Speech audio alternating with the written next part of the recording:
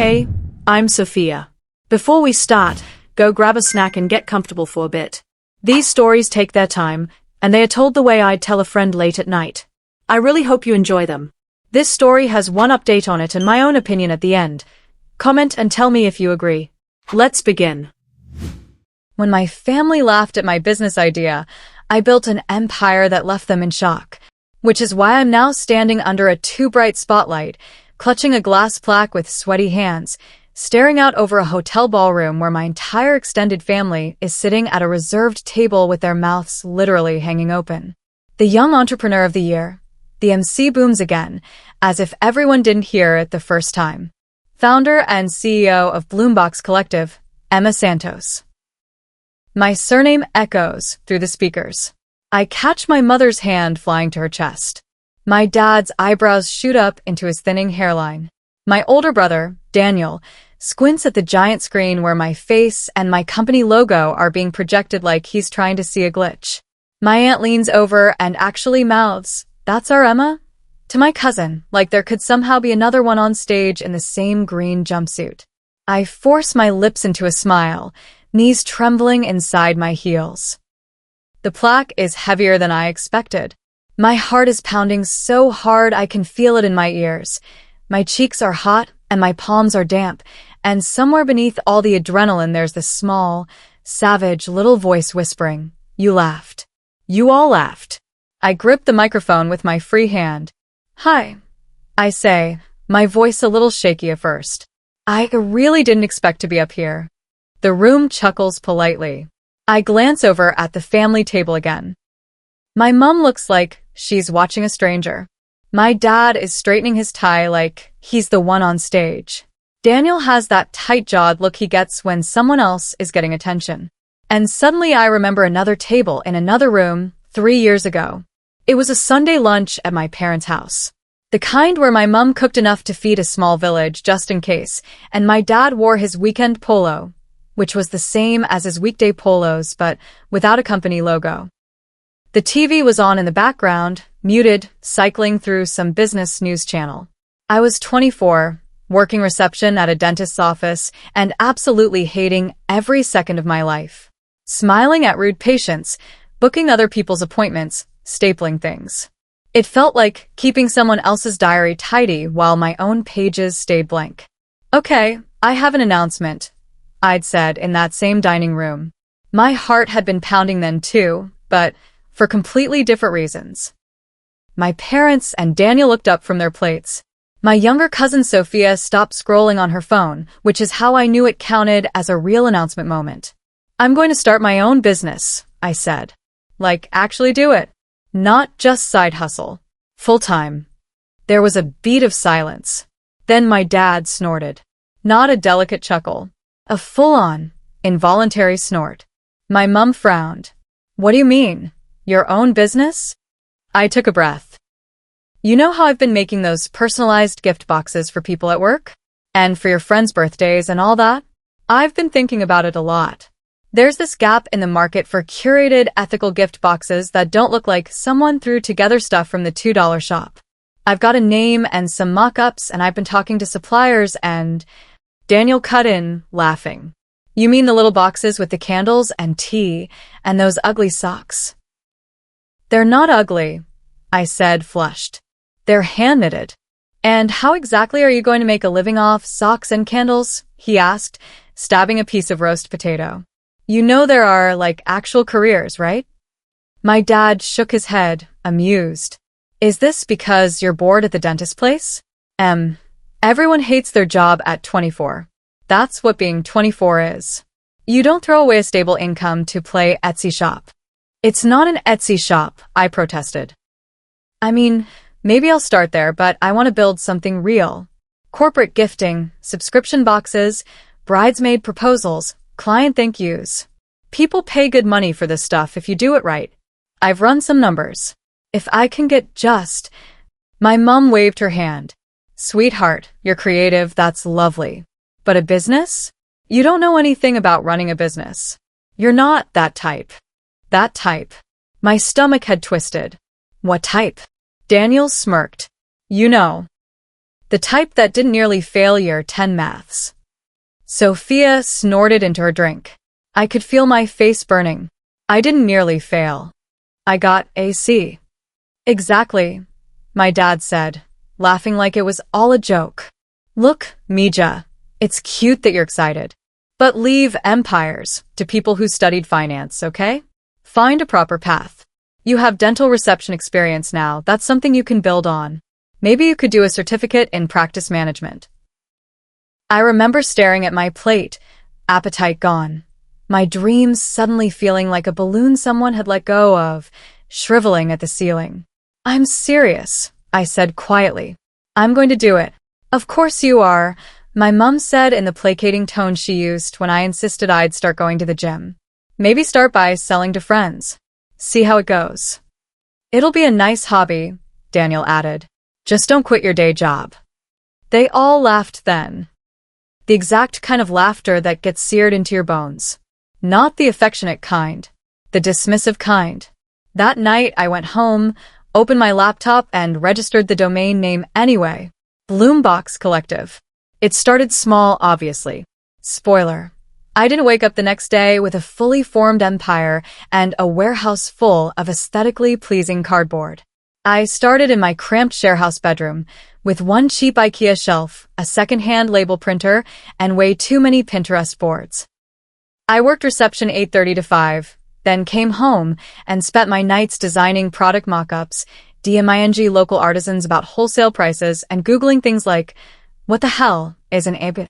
I watched YouTube videos about packaging. I built a janky website where the About page featured a stock photo girl who looked way more polished than I did. My first official order was from a girl I barely knew in high school who saw my Instagram and messaged me. Hey. My sister's having a baby. Could you do like a pamper box? Budget $80? I remember standing in the middle of Kmart trying not to cry because someone was giving me money to put things in a box and make them pretty. I overdelivered massively. I made about $7 profit. Every little win felt huge. Every setback felt like a sign that my family had been right. There were a lot of setbacks. The first Christmas season, a supplier sent me 50 candles in the wrong scent. A courier lost 8 boxes in transit. My website crashed for a whole weekend because I tried to install a plugin by myself. I cried into my pillow more times than I care to admit. My parents' reaction to all this? See? This is why we told you not to put too much into it. My mom would send me job listings just to have options. My dad introduced me to his colleagues as our creative one. She's doing her little gift thing for now. The worst was Daniel. He worked in some mid-level role at a consulting firm and had decided this made him the oracle of all business.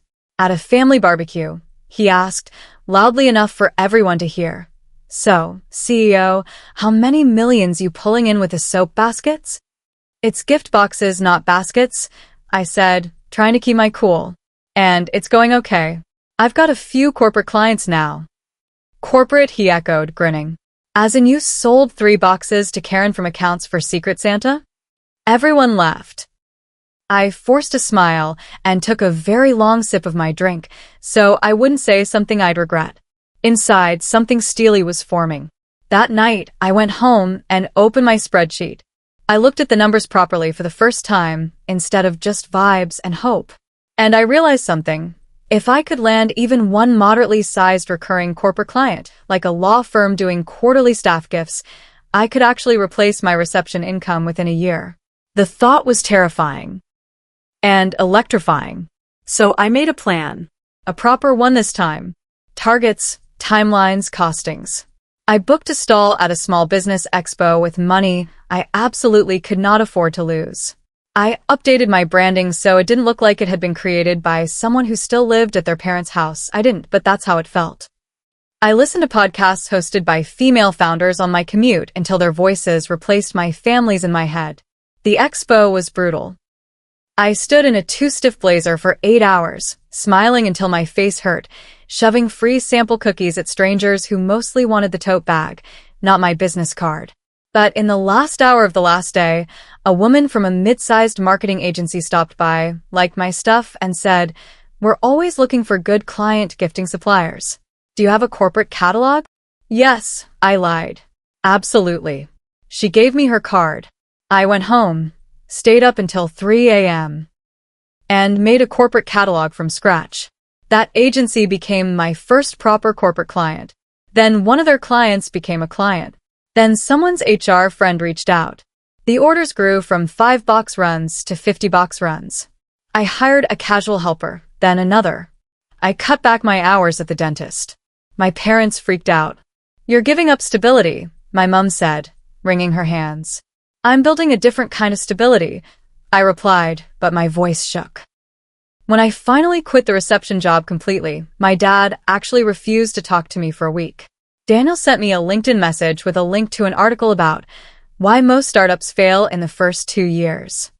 So yeah, I didn't exactly have a cheering section. But I had Sophia, who started helping with social media for free because she thought it was aesthetic. I had Mia, my best friend, who spent her Saturdays taping boxes and stress-eating packing peanuts, figuratively, not literally. I had a growing list of happy clients. And I had this stubborn, irrational belief that I could make this work, mixed with a generous dose of I will never give these people the satisfaction of being right. Fast forward 2.5 years, and Bloombox Collective had a small warehouse, 6 casual staff, a part-time operations manager, an accountant I actually understood emails from, and a wait list for holiday orders. We specialized in curated, fully customizable gift boxes using local, ethical suppliers. We weren't Amazon, but we were solid. My family knew vaguely. My mom followed the Instagram, but treated it like a hobby blog. My dad stopped asking, when are you going back to a real job? Only when I started casually mentioning BS statements. Daniel laughed less, but mostly because he'd stopped asking altogether. If he didn't acknowledge it, it couldn't threaten his worldview. Which is why tonight, the Business Awards night, is so surreal. They're here because my aunt's friend's husband is on the Chamber of Commerce board and thought it would be fun to invite the whole family to support Emma's little nomination. None of them knew I was not just nominated, but one of the top 3 finalists. And now I'm the one on stage, holding the plaque, while the MC talks about how Bloombox Collective has grown from a bedroom operation to a 7-figure revenue business in under 3 years, supporting over 60 local artisans and creating flexible jobs for women returning to the workforce. 7 figures. I never told my family that number. Watching their faces as they hear it is a lot. I take a breath, look straight at them, and finally speak into the mic. I started Bloombox in my bedroom with a second-hand label printer and more enthusiasm than sense. I say. Laughter.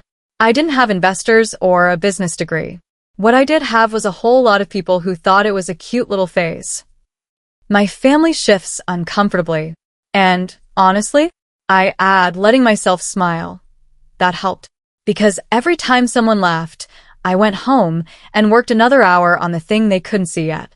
So this, I hold up the plaque, is for all the people who told me to be realistic. You were right. I did need to be realistic. I just also needed to be relentless. The crowd laughs and claps. My mom's eyes are shining. Daniel is staring at me like he's never really seen me before.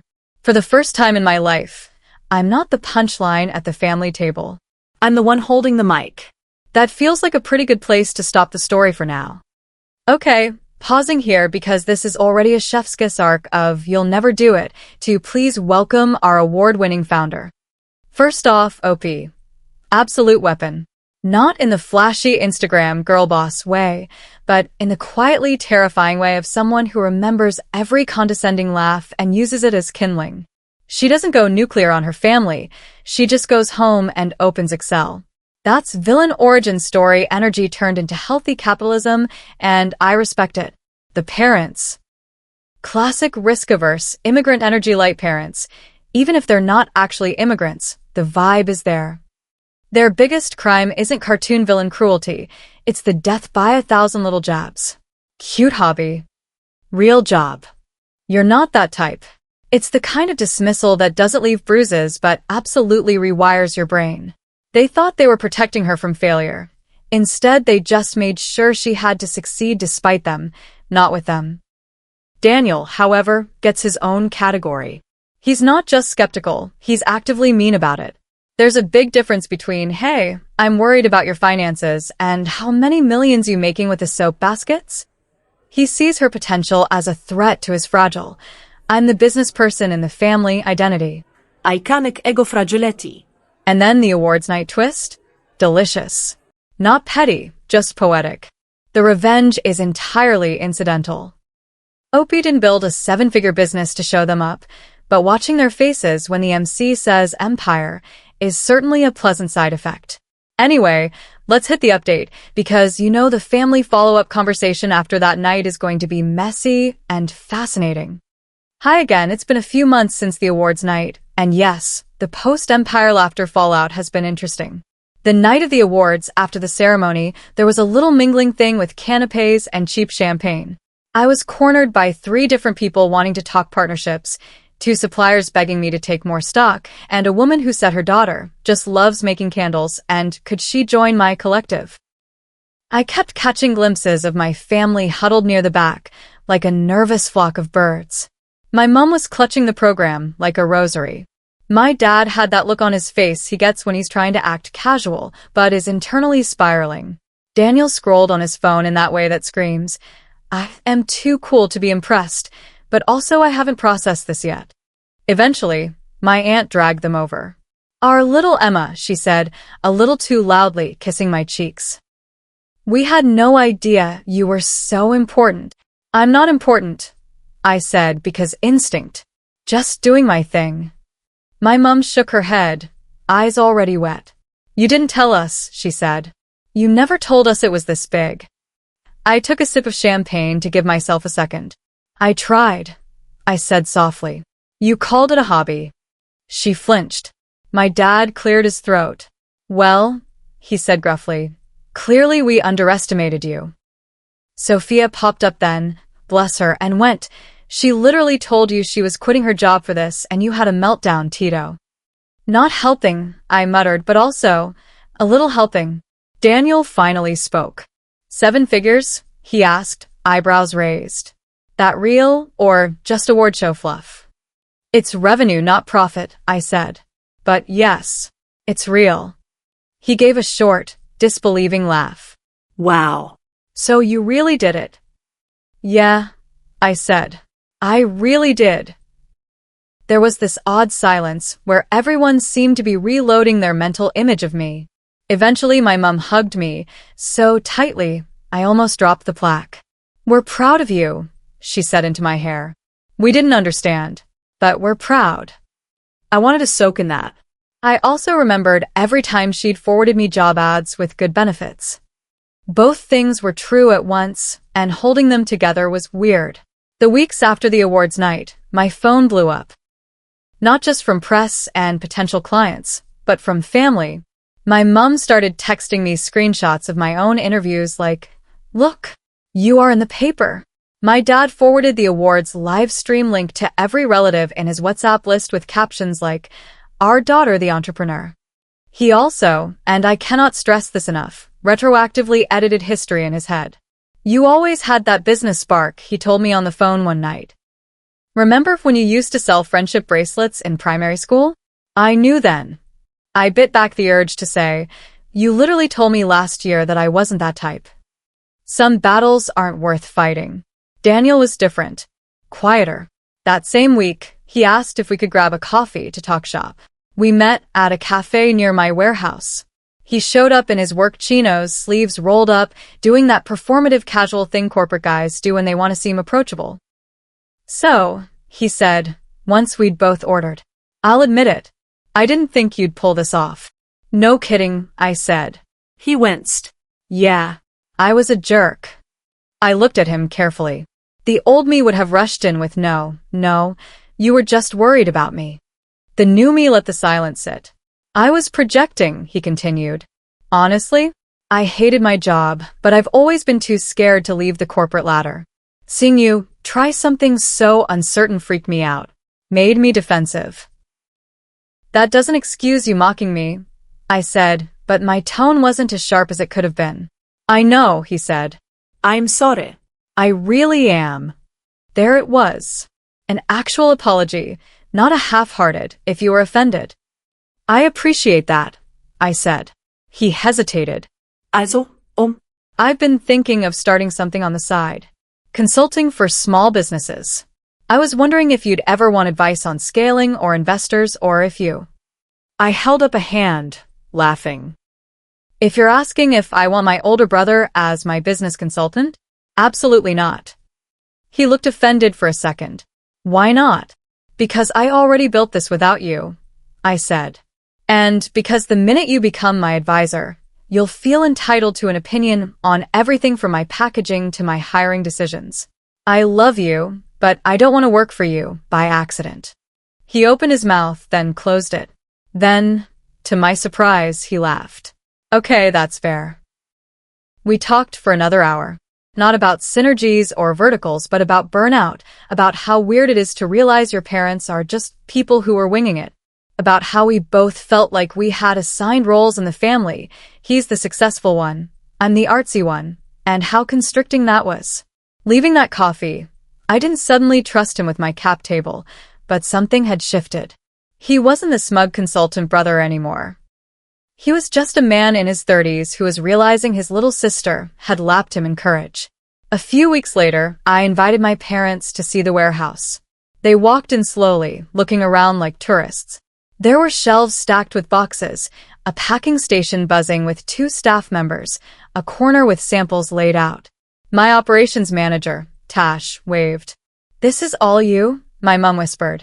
"Me and my team," I corrected. My dad ran his hand along a shelf of neatly labeled inventory. "And people buy all this? At your prices?" "Yes, Papa," I said, smiling. "People buy it."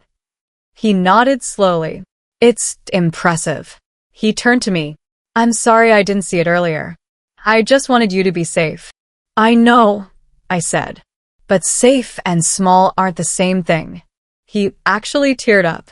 "I grew up poor," he said quietly. "My dream for you was a secure salary, not this risk."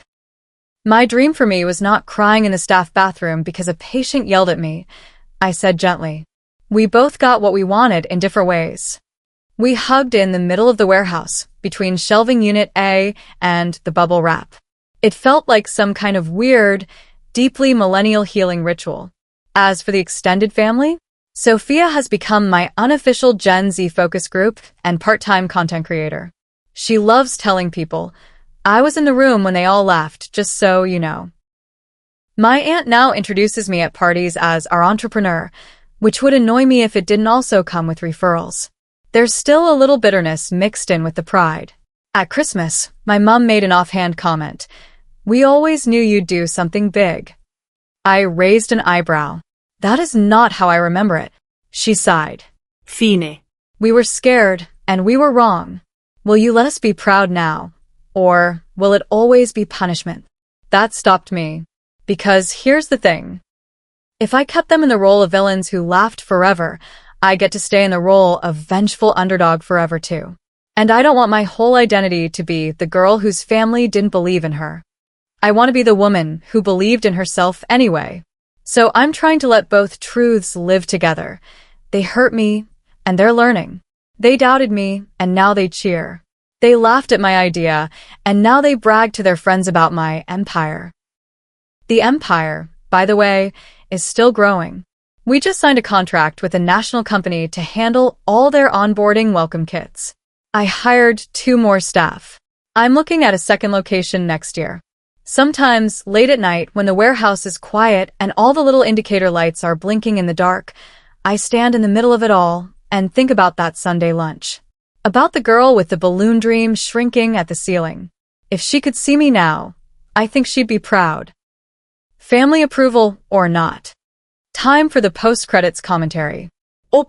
Emma, top-tier protagonist. What I love most is that her revenge is structural, not petty. She doesn't go on a speech spree at Christmas screaming, "Look at my revenue, peasants." She quietly builds, chooses herself over safety, and then steps into the spotlight when it's offered. She's allowed to be hurt and a bit salty. She remembers the exact wording of the insults because that's what being dismissed does to your brain. But she also refuses to let the bitterness fossilize her. When her parents finally show up with late-to-the-party pride, she doesn't slam the door just to make a point. She sets boundaries, calls out past behavior, and then tentatively lets them into her present. That's emotional maturity with just enough spice. Mom and Dad. Complicated but believable. They're not mustache-twirling villains. They're fear in human form. Everything they say, real job, you're not that type, is soaked in their own unresolved anxiety about money and status. They weaponize realism without realizing it, and it absolutely wounds their daughter. But to their credit, when confronted with undeniable success, they don't double down. They flail, rewrite history a bit, as parents do, and then muster actual apologies. Dad's warehouse tears between shelving units? Peak vulnerable boomer dad moment. They go from dream killers to slightly awkward but genuinely proud supporters, and that arc feels earned, not handed out. Daniel. Oh, Daniel. Patron saint of siblings who think LinkedIn is a personality. At the start, he's honestly awful, using her idea as a punchline, dismissing her numbers, sending her failure stat articles like it's helpful. But his later confession, "I hated my job and was projecting," rings very true. A lot of people in respectable careers resent the hell out of those who dare to leap. His apology felt surprisingly sincere, and Opie's refusal to hire him as a consultant was both hilarious and healthy. Let him marinate in the knowledge that the artsy little sister outrisked him. He can catch up in therapy. Sophia, Mia, Tash, the support squad. Absolute gems.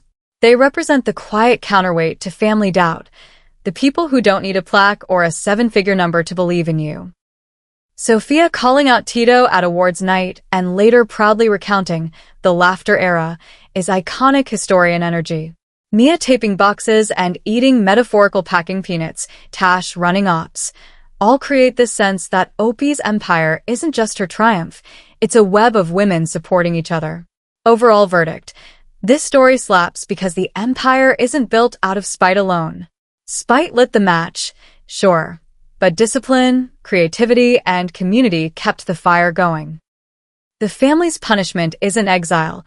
It's having to live with the knowledge that their doubt could have killed something beautiful and being lucky enough that it didn't. The shock on their faces at awards night is just the trailer. The real feature is Opie living a life where their approval is optional, not oxygen.